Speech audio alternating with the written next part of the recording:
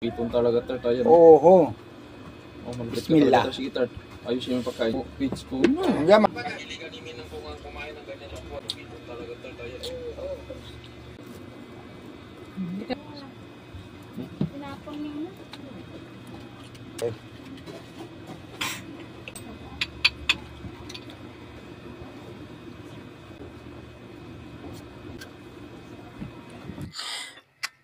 Para sa araw na to, magluluto naman tayo ng kuhol.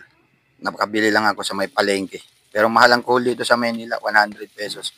Una nagpainit lang tayo ng kawali at nilagay natin mga sibuyas,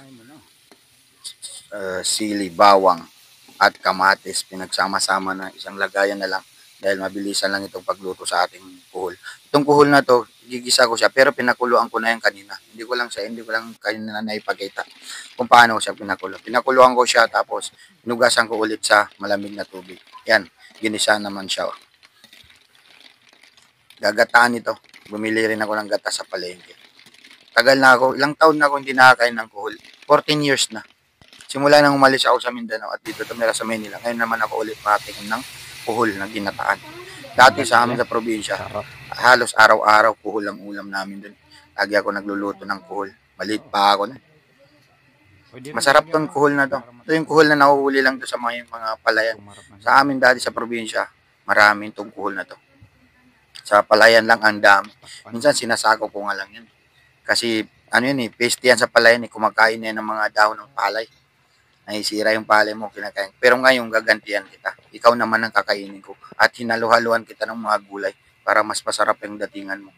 At binudburan din kita ng namnam para mas malupit naman yung lasa mo. At para mas masarap ang kain ko sa'yo. Dahil dati kinakain mo yung mga palaya namin. Tinakluban lang para kumulo siya at maluto yung gulay kasabay ng pagluto sa ating kuhol. Dahil ang kuhol ay the best yan na ulam. Pero yung iba, baka hindi nila alam. Kaya sana ang kainan. Napakalaking mga kuhol. Ano yung tart? Sa English yan, lamboy. Isa lang ba? Yan ang Mainit-init pa tart. kahiligan ni Minang kung ang kumain ng ganyan lamboy. Oh. Bismillah. Ayan o. Ah. Malupitong talaga tart, ayan. Oho. Oh, malupit ka Bismillah. talaga, sige tart. Ayusin yung pagkain yan. Lami.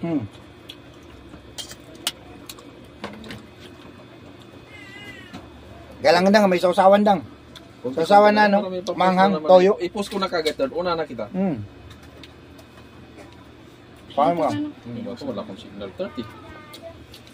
Ba't walang signal dito? May sausawan dang.